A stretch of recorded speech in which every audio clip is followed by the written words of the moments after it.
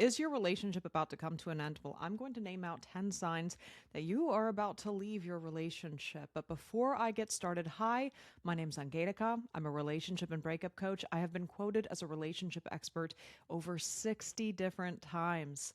And I'm also the author of the book, The Asshole Pandemic, which you can find on Amazon.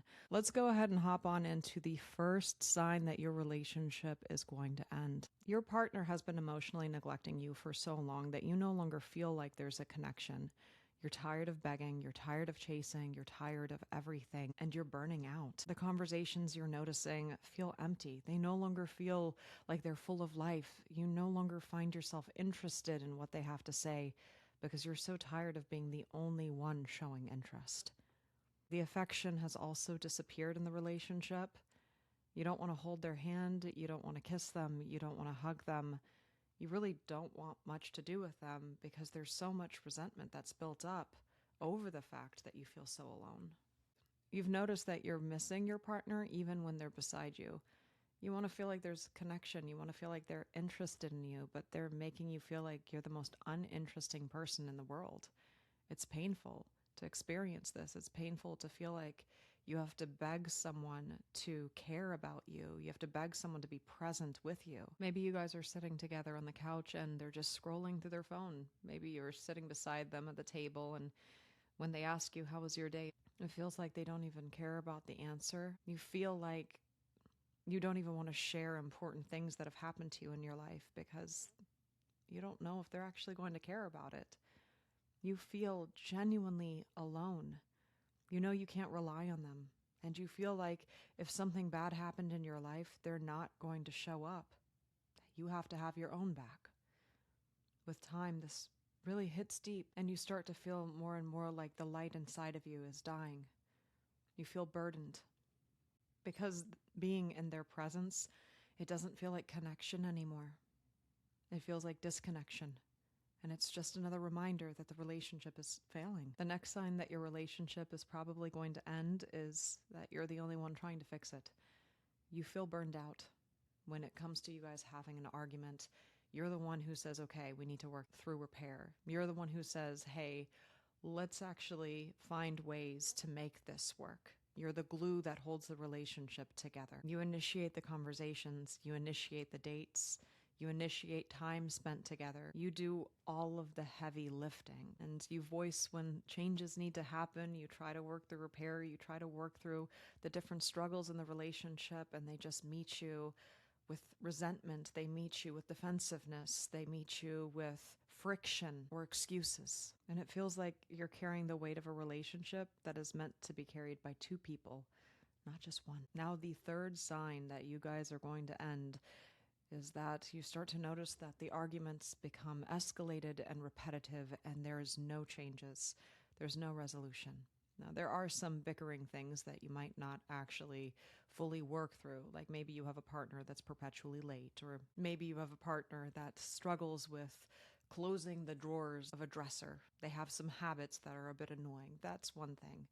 I'm talking about genuinely something that causes resentment to build, that causes you to feel like you're alone in the relationship, something that causes damage to you. Like maybe it's defensiveness. Maybe they're no longer spending time with you and you say, hey, I really need some time. Maybe it's dismissiveness. In the end, when you voice that something's really bothering you or upsetting you, nothing feels like it's going to be resolved. Maybe they apologize to you, but their actions don't follow, and the apologies start to feel more and more empty. And you start to wonder, what is the point in even them saying I'm sorry if no change actually happens? Because their words and their actions don't align, their promises start to mean nothing to you. Why would you believe their promise when they've shown you that they don't keep it? Why would you find hope in their words when they've shown you that their actions won't follow, that their words are genuinely empty? So what you end up finding is that your wounds continuously remain open and deepen because their actions don't change, and they still continue to choose to do things that cause harm. The fourth sign that your relationship is going to come to an end is that honesty is no longer safe. See, what you find yourself doing is going into the mirror and start rehearsing what you're going to say. Or maybe you go to ChatGPT and you start outlining everything you need to say, how you need to say it, how to say it in the most healthy way possible, in the most gentle way possible. You try to do all the things because you realize that you can't actually be honest with them because they meet you with defensiveness and dismissiveness. It no longer feels safe to open up to them. It no longer feels safe to be honest with them. So, because of this, you start to avoid having these conversations because it's better for you emotionally to just not even bring it up instead of get in another argument, get into a conversation that ends up making you feel even more alone, even more unseen, even more unsafe. Or maybe your partner gets nasty, lashes out, says horrible things when you're just trying to work through something. You find yourself becoming increasingly exhausted because your needs are treated like accusations. And because of this, because of the defensiveness that you keep being met with, vulnerability no longer feels safe. They no longer feel safe. And silence becomes the safest option for you. The problem, though, is when you don't work through repair, when you choose silence over communication, when you have to make yourself smaller to accommodate to someone else's unhealed wounds because they don't know how to work through things without becoming defensive and lashing out, then what you will realize is resentment begins to build, and that resentment will start to replace your tenderness, your kindness, and your warmth. You're going to start to notice that maybe because it's unsafe to communicate clearly, that it's actually better to just be passive.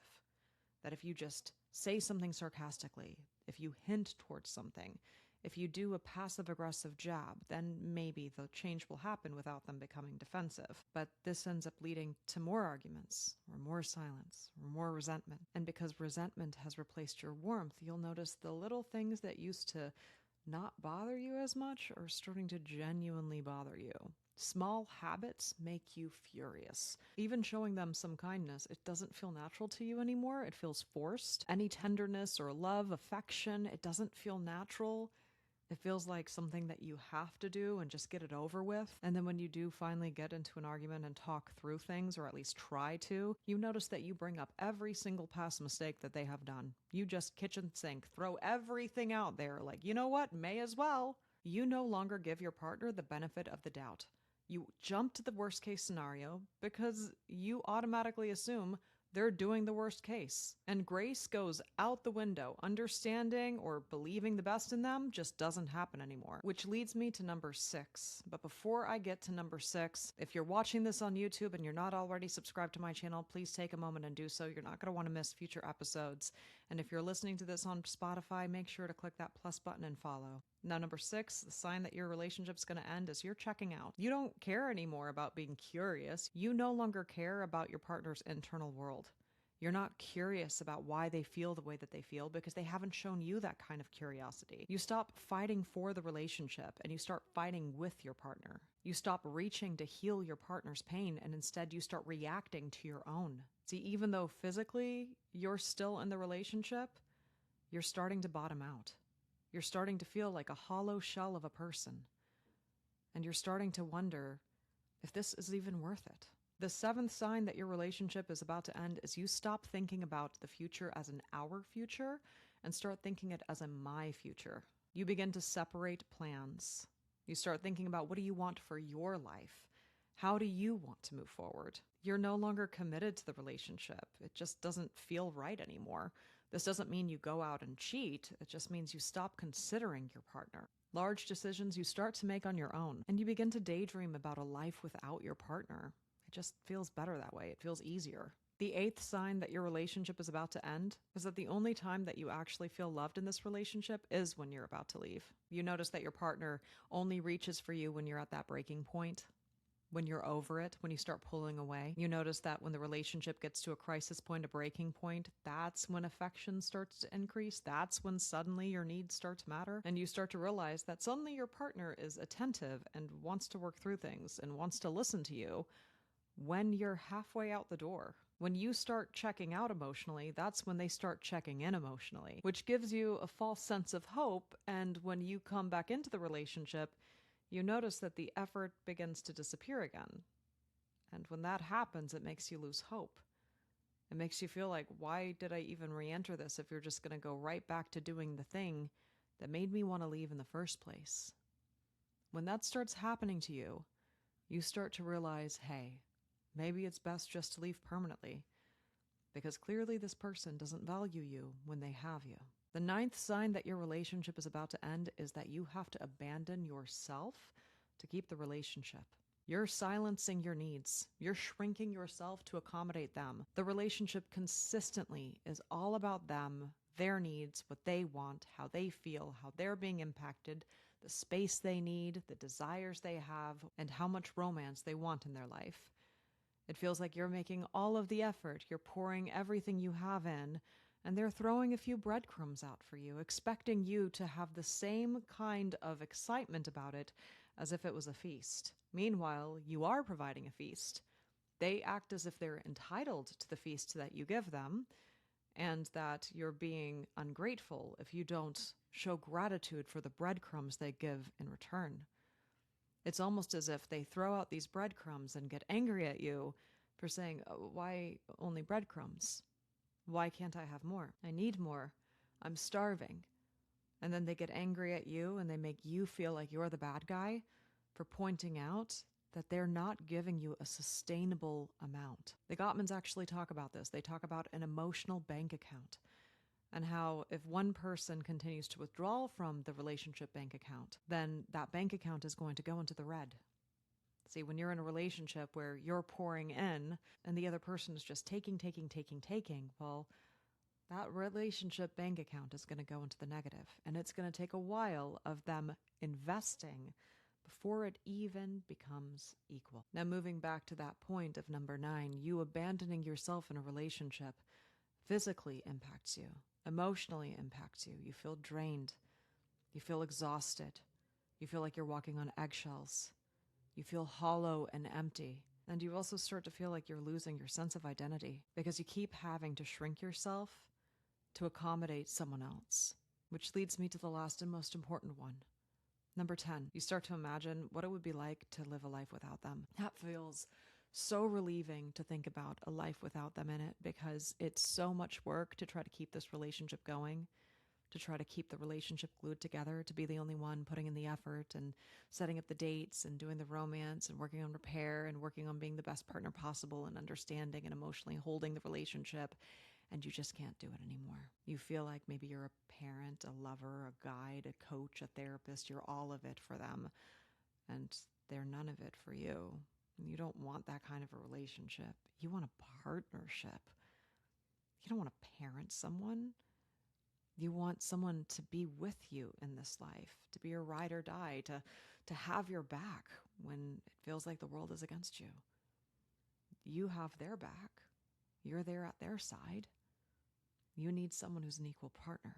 So thinking about a life without them, it feels peaceful. And it feels better than reconciliation. Reconciliation fills you with dread. It makes you think to yourself, I don't know if I can do this. I don't know if I can live my life like this. And you start to feel like, I don't want to live the rest of my life with this type of love. I don't want this to be my life. Being alone begins to feel better than being unwanted, than being in this relationship. A life without them feels more peaceful than a life with them. And there's a part of you that knows the relationship is done, that it's over. And right now you're just gathering information and getting ready to emotionally leave, to physically leave. But the reality is, you've already emotionally left. You've already checked out. If you're noticing that you just hit all 10 of these things, the relationship's going to come to an end. It's not if, but when. And if you're noticing that your partner is doing these 10 things, they're already showing signs of this, it's time to step it up. It's time to fight for the relationship. It's time to do a lot of internal work before it's too late. And it might already be too late, but it's still worth the fight just to see. Now, if you are struggling in a toxic relationship, be sure to watch my other videos. Or if you're on my podcast, to listen to my other podcasts. It was amazing talking to you today. I look forward to talking to you in my next episode.